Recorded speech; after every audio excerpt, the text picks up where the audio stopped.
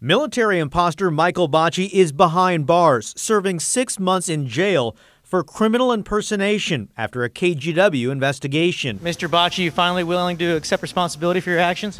Now, newly released Department of Defense records help illustrate his trail of alleged deceit, including fake dog tags, bogus credentials, and a jacket marked United States Coast Guard Major Bocci.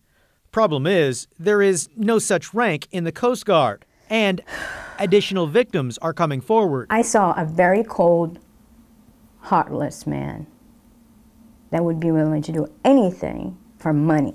Kelly Silva, a veteran herself, says she too was duped by Michael Bocci, who claimed to be a doctor. He's not. This is his doctor badge. Bocci befriended Silva late last summer. He moved in with her and her children. He would lie, say that he was the father of my kids, where he wasn't. He told my kid to call him dad. Soon, Silva says Bocci had access to her private records and finances. Anybody that you let into your life with false pretenses can create a lot of damage. KGW exposed Michael Bocci as a military imposter early this year. That guy has to be stopped. The 35-year-old claimed to be a decorated U.S. Marine, a war veteran whose bomb-sniffing dog had died in a car crash. Records show Bocci was never in the military. In January, we first confronted him. Michael, I'm Kyle Aboshi with KGW News.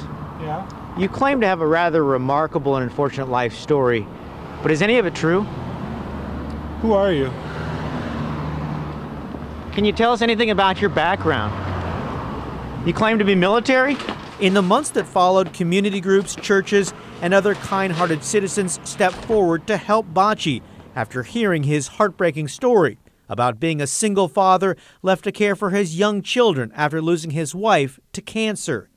In reality, the photos, the story, none of it was true. Mr. Bocci, why do you continue to tell these lies? The Defense Department records acknowledged KGW's investigation and confirmed Bocci is indeed wanted in Germany for fraud and theft. Previously, we'd spoken with some of his alleged victims in Germany. He fooled all of you. Yeah. Yes. Yes. And a lot of other women. We just don't know the names. Government records show Bocci has an extensive criminal record in Germany from 2001 to 2014. He fled to the U.S. in 2016, and shortly after his arrival, Bocci started to spin a web of deception. You're not talking about somebody that doesn't know what they're doing. From the minute he wakes up, he knows what he's doing. The U.S. Attorney's Office declined to prosecute Bocci because the narrowly worded Stolen Valor Act is tough to prove.